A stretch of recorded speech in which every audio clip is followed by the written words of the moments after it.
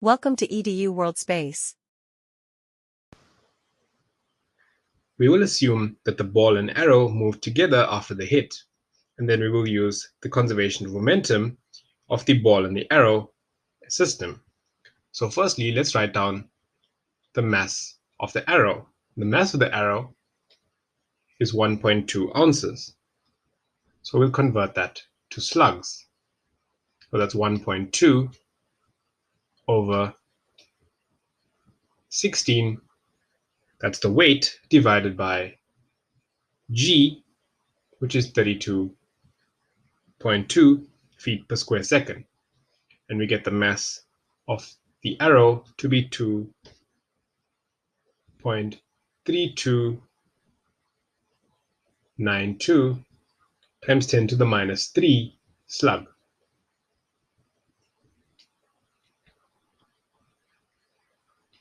Now we'll do the same for the mass of the tennis ball. So the mass of the tennis ball is its weight, which is 2 ounces divided by 16 over 32.2. And hence we get the mass of the tennis ball to be 3.8820 times 10 to the minus 3 slug. So now we have a common unit for our mass of our arrow and our tennis ball. So knowing that, we'll apply the conservation of momentum. So the event here is the arrow striking the tennis ball.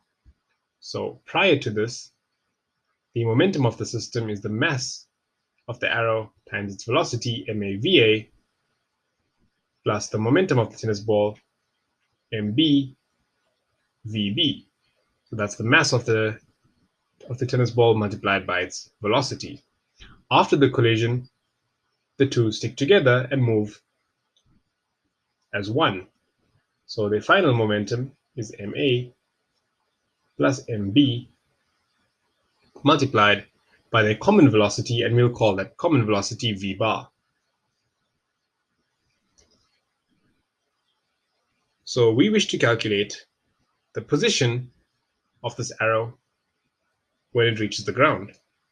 So firstly, let's substitute our values into this equation and hence solve for vector v, which is essentially the final velocity of the system.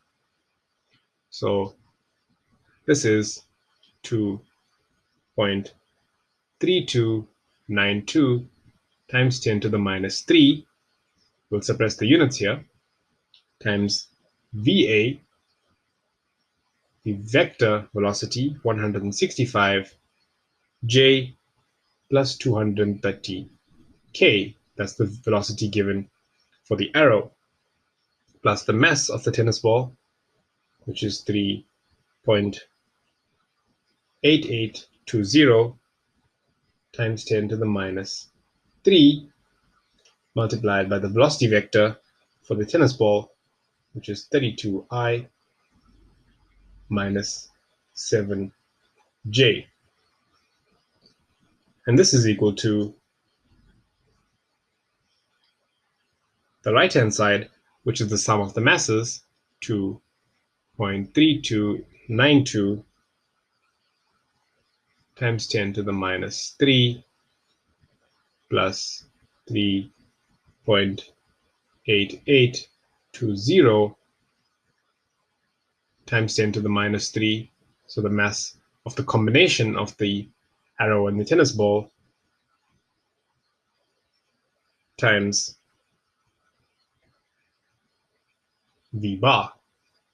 So what we wish to solve for is the final velocity of the system V bar. So equating like components on either side, we get that V bar is equal to 20 feet per second in the I direction plus 57.5 feet per second in the J direction plus 86.5 4.25 feet per second multiplied by unit vector k.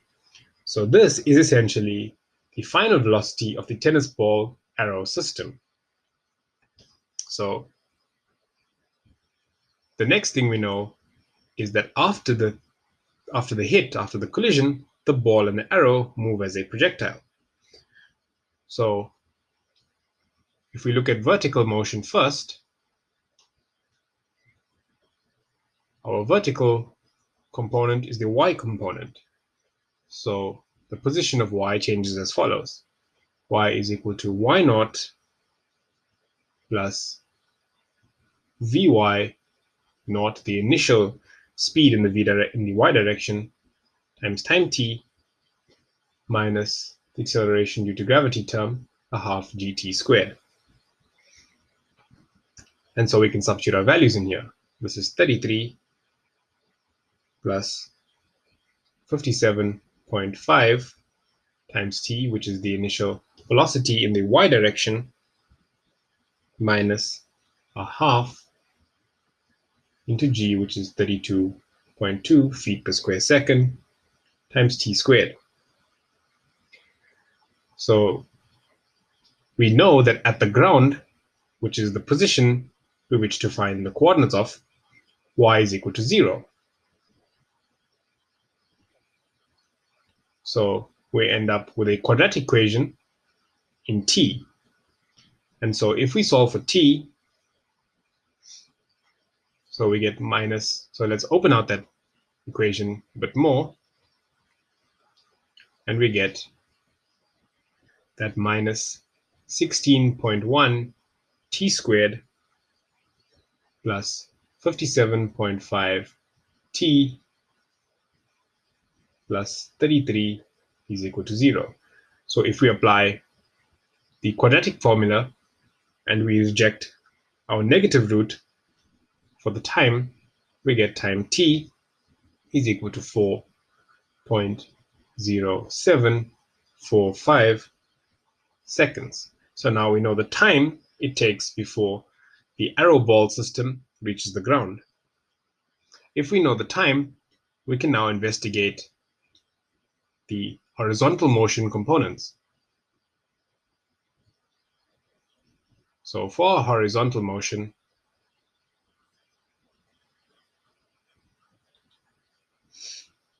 we know that the final position x, which we wish to calculate for, is equal to the initial x position x naught plus the initial velocity in the x direction vx naught times time t.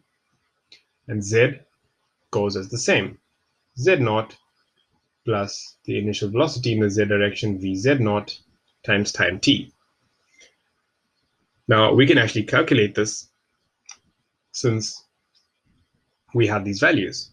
So x is equal to 0 plus 20, the initial speed in the x direction, times time t, which we calculated above to be 4.0745 seconds, and we get the x component of the final position to be 81.49 feet.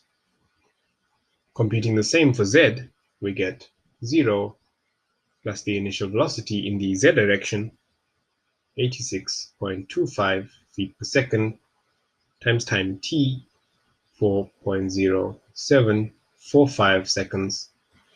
We get the z component of the final position to be 351.42 feet. So we've got our x and z components for the final position when the arrow ball system comes to rest, and we know that at this point the y component is 0.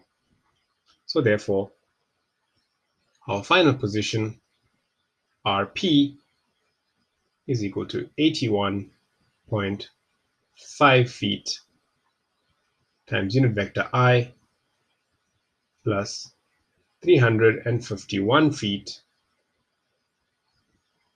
times vector k.